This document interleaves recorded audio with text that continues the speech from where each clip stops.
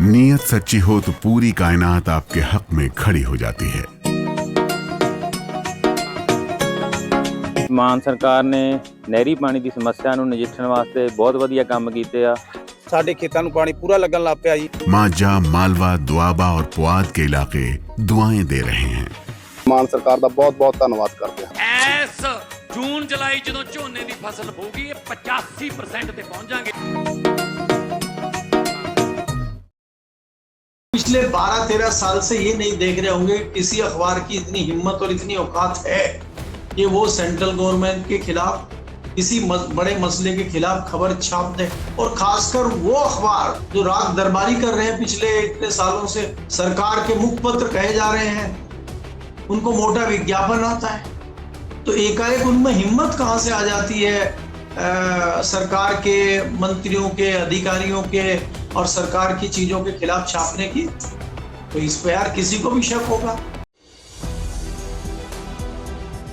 नमस्कार दोस्तों, कैसे हैं आप लोग? उम्मीद है आप सभी अच्छे होंगे। अयोध्या से लेकर मध्य प्रदेश तक हंगामा मचा हुआ है और अखबार, जी हाँ, जिन्हें गोदी अखबार कहा जाता है, जो सत्ता की चरण वंदना में पिछले एक दशक से लगे हुए हैं, वो खुलासे कर रहे हैं। तो क्या ये खुलासे यूं ही हो रहे हैं? क्योंकि जिस तरह की खबरें आ रही हैं वो मध्य प्रदेश से आ रही हो या फिर अयोध्या से आ रही हो, वो कुछ और इशारा कर रही हैं। और जिस तरह से मंत्रियों पर तलवार लटक गई है, कौन कौन मंत्री हैं जो हटाए जा सकते हैं, इसको लेकर भी चर्चा हो रही है। इस पर भी बात करेंगे। केपी मलिक जी वरिष्ठ पत्रकार हमारे साथ जुड़े हैं। सर, बहुत बहुत स्वागत है आपका। बहुत बहुत धन्यवाद हिमांशु जी, आपका भी और हमारे दर्शकों का भी धन्यवाद, आभार जी। सर, आपने कहा था कि नृपेंद्र मिश्रा को नई जिम्मेदारी मिलेगी, सीईओ वो बनाए जाएंगे, जो ट्रस्ट है उसमें इस्तीफे का दौर होगा, छोटी जो मछलियां उनको पकड़ा जाएगा, मगरमच्छ बच जाएंगे। ठीक वैसे ही होता हुआ नजर आ रहा है। देखिए हिमांशु, अगर आप कई सारी चीजों को शुरू से देखेंगे तो ये भारतीय जनता पार्टी की स्ट्रेटजी रही है। और हम तो जानते हैं, और मैं आपको जिक्र करने के लिए 2010 में ले जाता हूं। जिस प्रकार से 2010, 2011 और 12 में रणनीति बनी और दिल्ली में रामलीला मैदान का आंदोलन चला, आंदोलन अन्ना हजारे और बाद में केजरीवाल से होते हुए जो अन्ना हजारे का आंदोलन था उसको पीछे से बैकफुट से आरएसएस और भारतीय जनता पार्टी सपोर्ट कर रही थी और कांग्रेस की सरकार मदमस्त थी, उसने ध्यान दिया नहीं इन चीजों पर, उनकी सरकार को उखाड़ फेंका गया। तो ये षड्यंत्र और इस तरह की चीजें भारतीय जनता पार्टी में चलती रहे। इसमें एक बहुत बड़ा सवाल ये आता है, आप पिछले 12-13 साल से ये नहीं देख रहे होंगे किसी अखबार की इतनी हिम्मत और इतनी औकात है कि वो सेंट्रल गवर्नमेंट के खिलाफ किसी बड़े मसले के खिलाफ खबर छाप दे। और खासकर वो अखबार जो राग दरबारी कर रहे हैं पिछले इतने सालों से, सरकार के मुखपत्र कहे जा रहे हैं, उनको मोटा विज्ञापन आता है। तो एकाएक उनमें हिम्मत कहाँ से आ जाती है सरकार के मंत्रियों के, अधिकारियों के और सरकार की चीजों के खिलाफ छापने की? तो इस पे यार किसी को भी शक होगा। आप मुझे बताइए, भारतीय जनता पार्टी की सरकार है और मुख्यमंत्री मध्य प्रदेश के हैं, उनके खिलाफ इंडियन एक्सप्रेस खबर तान देता है। अच्छा, ये कैसे हो गया? ये क्या विज्ञापन वगैरह नहीं मिल रहा था क्या? मध्य प्रदेश का सबसे बड़ा अखबार दैनिक भास्कर है और दैनिक भास्कर अगर इस तरह की खबरें छापे, वो विपक्ष के साथ भी रहता है, उसको सरकार के विज्ञापन भी कम मिलते हैं, तो हो सकता है कि मध्य प्रदेश का मामला है इसलिए भास्कर ने छापा। भास्कर ने तो छापा नहीं, इंडियन एक्सप्रेस आता है और एक बड़ी बड़ी खबरें छापा। तो इसका सीधा सीधा मतलब है भारतीय जनता पार्टी के अंदर से ही छपवाया गया है। भारतीय जनता पार्टी के अंदर से ही, छोटे लेवल से नहीं, ऊपर से इशारा किया है, क्योंकि इनको हटाना होगा, इनको बदलना होगा। यही इंडियन एक्सप्रेस अगर छाप रहा है मध्य प्रदेश के घोटाले घपले को, तो क्या राजस्थान में कोई घोटाला नहीं हो रहा है क्या? उत्तराखंड में नहीं हो रहा है क्या? दिल्ली में नहीं हो रहा है क्या? गुजरात में नहीं हो रहा है क्या? वहां इंडियन एक्सप्रेस सो रहा है क्या? सेम चीज आप एकाएक जो है आप देख रहे हैं कि आज सुबह इंडियन एक्सप्रेस में राजस्थान के केंद्रीय मंत्री के खिलाफ छप जाता है मामला कि उन्होंने जो है 99 लाख की एक सब्सिडी चोरी कर ली। अरे भाई वो किसान है, उन्होंने सब्सिडी ले ली किसान के नाम पे, उससे सफाई मांगो, उनसे पूछ लो। उनका इस तरह से खबरें छापना, इस तरह से हाईलाइट करना, और ये जो आजकल सोशल मीडिया पे कुकुर मुत्ते की तरह चैनल उठ के आ गए हैं कि कोई भी खिलाफ खबर मिली और पिल पड़ो उस पर बिना जांच परखे, बिना जाने बिना दिमाग लगाए, वो सुबह से मीडिया में चल रहा है। आपको उसके पीछे की राजनीति रणनीति समझने की आवश्यकता है। इसीलिए उसी पे आप देखेंगे, उसी नजरिए पे आप अब अयोध्या आ जाइए। अयोध्या में जिस प्रकार की प्रक्रिया चल रही है, जिस तरह की चीजें चल रही हैं, एकाएक दैनिक जागरण खबर छापता है मंदिर के। देखिए वो अखिलेश यादव ने ट्वीट किया। अखिलेश यादव तो बहुत सारी चीजें ट्वीट करते हैं, क्या हर मामला दैनिक जागरण छापता है क्या? अखिलेश यादव तो विपक्ष के नेता हैं, उनका तो काम है सरकार के खिलाफ इस तरह के मुद्दे उठाना। भाई उनको राजनीति करनी है, उनकी रणनीति है, समझ में आता है। लेकिन दुनिया भर के मुद्दे उठाते हैं अखिलेश यादव विपक्षी नेता होने के नाते। क्या सबका संज्ञान दैनिक जागरण लेता है क्या? तो मंदिर पे एकाएक इस तरह की खबरें आना, दैनिक जागरण का खबर छापना, और जब चंपत राय जी का खंडन कर दिया, तो उनका खंडन करना कि नहीं ऑडिट चल रहा है, कोई मामला नहीं है, एसबीआई का, बैंकों का ऑडिट चल रहा है, इस तरह की चीजें हैं, सब मामला ठीक है, अगले दिन और बड़ी खबर तान देना, तो इसका मतलब है कि आशीर्वाद कहीं ऊपर से मिल रहा है दैनिक जागरण को। और फिर दैनिक जागरण लगातार उसको खबरें छाप रहा है, बैकअप में डेली उसकी खबरें आ रही। तो ये एकाएक क्यों हो रहा है? ये एकाएक इसलिए हो रहा है कि हमें बदलाव का बहाना चाहिए, हमें कई सारी चीजों को बदलना है। अब मैं आपकी उसी बात पे आता हूं कि जैसे मैंने पहले भी कहा था कि अयोध्या में राम मंदिर ट्रस्ट में लोगों को बदलाव इसलिए करना है क्योंकि जो निर्माण समिति थी, राम मंदिर निर्माण समिति का काम खत्म हो गया है। अब वो जो क्रांतिकारी हैं उनको नया प्रोजेक्ट चाहिए, वो तो खाली बैठ नहीं सकते, तो उनको नया प्रोजेक्ट देने के लिए ये भूमिका बनाई गई है, और अब वो नई भूमिका में आ जाएंगे। तो आपने क्या किया? सब कुछ आपका है और आपने खाली जो है आदमी को बदल दिया, इसको हटा के उसको बदल दिया, और अंदर जो चीजें चल रही थी, जो सारा मामला था, वो हमने फटाफिक्स कर दिया। देखिए उस एक तीर से 10 निशाने हो गए। चंपत राय जी भी निपट गए, नीचे के लोग भी निपट गए, बाहर मैसेज भी चला गया कि देखिए हमारे यहाँ कुछ भी होता है तो हम तत्काल हटा देते हैं, संज्ञान लेते हैं, एसआईटी बना देते हैं, एफआईआर करा, और अच्छे लोगों को ऊपर बिठा देते हैं। और फिर भक्त जो है बोलना शुरू कर देंगे। आप कुछ भी सवाल पूछेंगे तो भक्त सीधा आपको बोल, देखा नहीं था एसआईटी बन गई, देखा नहीं था एफआईआर हो गई, देखा नहीं वो टिन्नू जेल में चला गया, देखा नहीं है चंपत राय जी को भी हटा दिया, इतने महत्वपूर्ण व्यक्ति को। सवाल के उत्तर भी हो। तो इस रणनीति पर भारतीय जनता पार्टी चलती है, और जो विपक्ष है वो इस पैंतरे में फंस जाता है और वो उसका मुकाबला नहीं कर पाता है। अब आप देख रहे हैं कि केंद्र में मंत्रिमंडल विस्तार होना है, उत्तर प्रदेश में इलेक्शन है, पंजाब में इलेक्शन है, उत्तराखंड में इलेक्शन है। कुछ नए लोगों को उत्तर प्रदेश जैसे बड़े राज्य से सम्मानित भी करना है।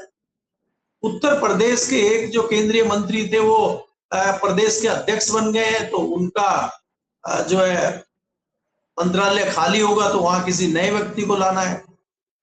एक व्यक्ति दिल्ली प्रदेश के अध्यक्ष बन गए हैं, तो उनकी जगह पर नए मंत्री को लाना है।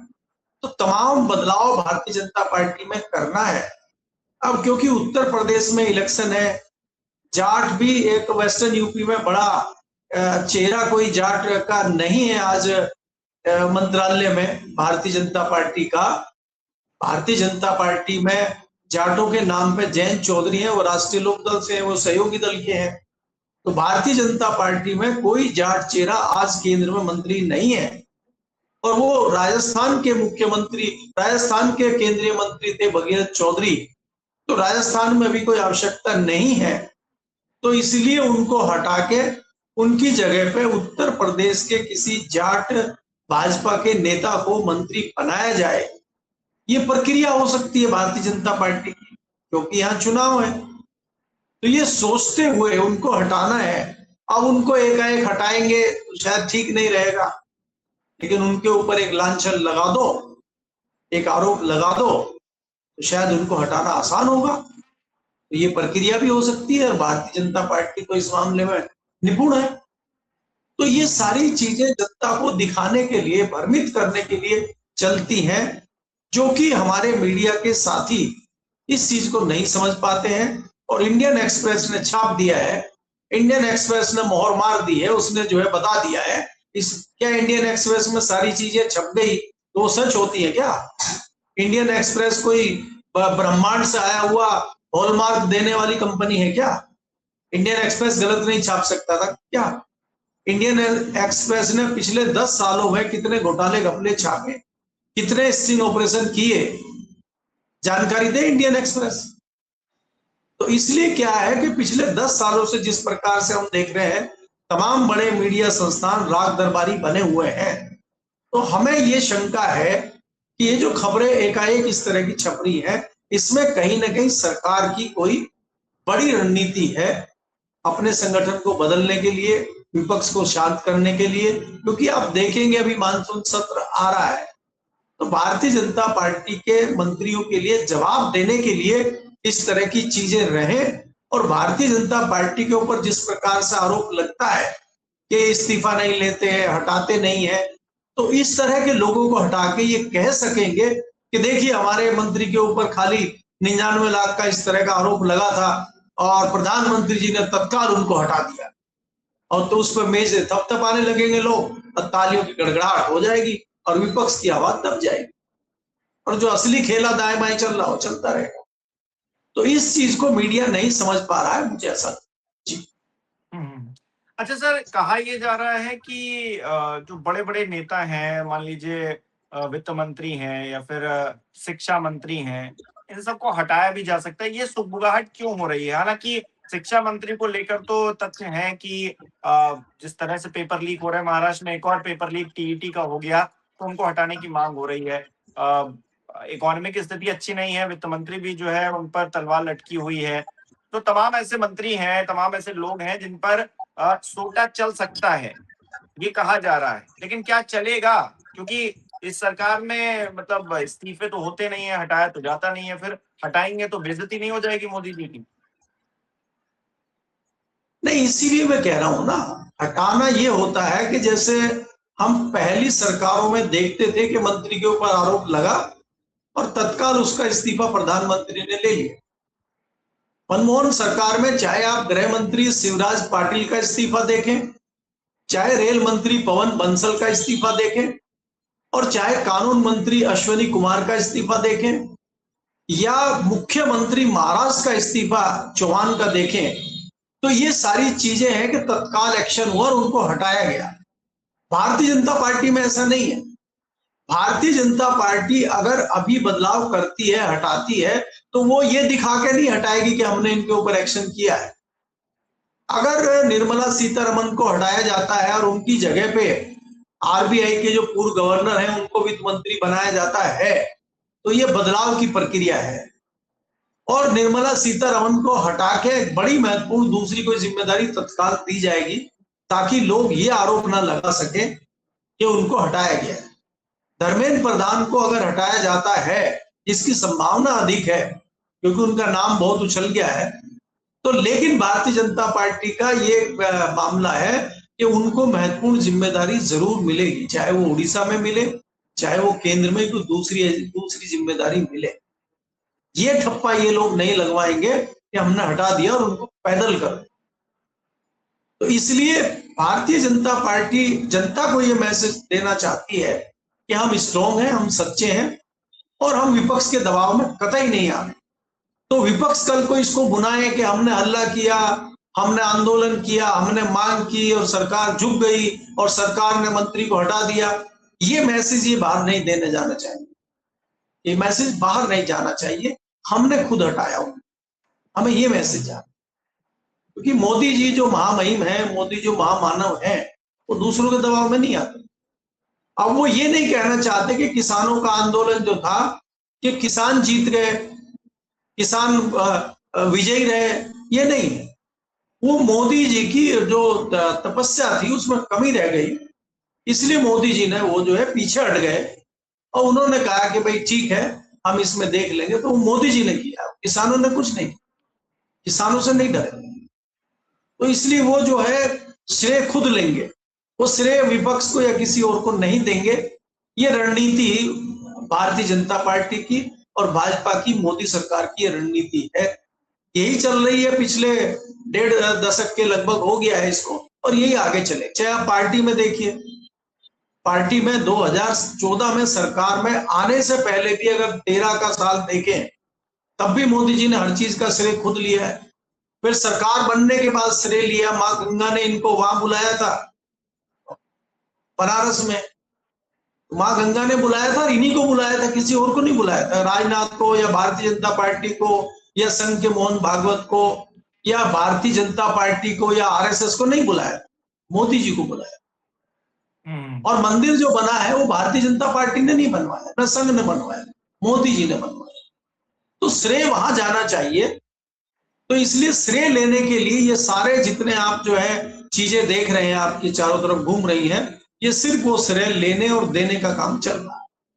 अब ये श्रेय होगा कि तत्काल एक्शन हुआ अयोध्या पे और नपेंद्र मिश्रा जी जो खास है मोदी जी के, उनको जिम्मेदारी दी गई है, इसलिए बदलाव हुआ। और इसका भी जो श्रेय है सिर्फ और सिर्फ मोदी जी को जाएगा। और योगी जी बीच में अपना सोटा घुमाते रह गए, उस सोटे का कहीं प्रयोग हुआ ही जी। अच्छा, एक और बात बड़ी उछल रही है सर कि ऑपरेशन सिंदूर में हमारे जो सैनिक थे, राजनाथ सिंह जी ने तो संसद में खड़े होकर कहा कि कोई शहीद नहीं हुआ है। अब रिपोर्ट आ रही है कि मेमोरियल में जो है 6 जो सैनिक हैं उनके नाम है कि वो शहीद हुए। तो मतलब अब संसद में खड़े होकर भी क्या झूठ बोलेंगे मंत्री? ये बात बड़ी चर्चा की मतलब उठ रही है, क्योंकि कहा जाता है कि संसद में जो भी बोला जाता है वो बड़ा ऑथेंटिक होता है, लेकिन संसद में भी अगर हवा हवाई बातें होंगी तो फिर क्रेडिबिलिटी क्या रह जाएगी सरकार की या फिर इनके मंत्रियों की? देखिए हिमांशु, अगर आप देखें खासकर 2024 के बाद भारतीय जनता पार्टी की जो सरकार है, मोदी की जो सरकार है, बहुत हड़बड़ाहट में है। कई सारे ऐसे निर्णय, कई सारे ऐसे वक्तव्य आपने देखे हैं पार्लियामेंट, जिस प्रकार से वक्तव्य दिए गए, झूठे वक्तव्य दिए गए। कई बार मंत्रियों को टोका भी गया, कई बार बाद में भी तथ्य आए कि झूठ बोल रहे हैं। आप ये देखिए, जो पाठ्य पुस्तकें हैं उनमें झूठ लिखा जा रहा है। आपने देखा कि लिखा गया कि काला पानी की जेल में सावरकर जी थे और जब वो बाहर आते थे तो बत्तख पे बैठ के आ जाते थे, और जब वापस जाना चाहते थे बत्तख पे बैठ के चले जाते। अब ये इसके लिए झूठ है, इसके लिए सच है, आप जानिए। बहुत सारी चीजें हैं। आपने देखा था कि ये तो बाद में बातें इन्होंने की हैं कि भाई उसमें कितने लोग शहीद हुए, क्या हुए। अगर आपको याद हो, टीवी चैनल तो लाहौर तक पहुंच गए थे। तो क्या टीवी चैनल जो लाहौर तक पहुंच गए थे, भारत का कब्जा लाहौर में हो गया था, वो टीवी चैनल के कोई संवाददाता वहां गए थे क्या? वो पीछे से खबरें लीक की जा रही थी और उस पे मामला जो है टीवी पे चल रहा था। तो ये अपने हिसाब से चीजों को बदल लेते हैं, जब चाहे बदल लेते हैं। पीछे किसी ने कहा था उसको छोड़ देते हैं, ये नया मुद्दा लाते हैं, नया सिस्टम लाते हैं और उसको पटापेश करने के लिए फिर पार्लियामेंट में, आपको पता ही है कि पार्लियामेंट एडजन हो जाती है, पार्लियामेंट में माइक बंद हो जाता है। जब कोई सवाल पूछेगा कि पहले आपने कहा था संजय सिंह जैसे लोग वहां दहाड़ेंगे, तो ये उनका माइक बंद कर देंगे, स्पीकर इनको कह देंगे चुप बैठिए आप। तो ये तो भारतीय जनता पार्टी के टाइम पे चीजें चल रही हैं। ये मुझे लगता है कि इन लोगों के हिसाब से कोई बहुत बड़ा मुद्दा है नहीं, क्योंकि जनता जो है अभी उसकी आंखें पूरी तरह खुल नहीं रही। अभी जनता जो है रामधुन में है और जैसा उसको दिखाया जाता है ऐसा वो मान लेती। बहुत बहुत शुक्रिया सर हमारे साथ जुड़ने के लिए, तमाम बातचीत के लिए। हमारे दर्शक किस तरह से देख रहे हैं कमेंट करके जरूर बताएं। इस वीडियो को लाइक करना, शेयर करना मत भूलिएगा। हमारे चैनल को सब्सक्राइब नहीं किया तो वो भी जरूर कीजिएगा। आप हमें सहयोग भी कर सकते हैं ज्वाइन बटन पर क्लिक करके। बहुत बहुत धन्यवाद।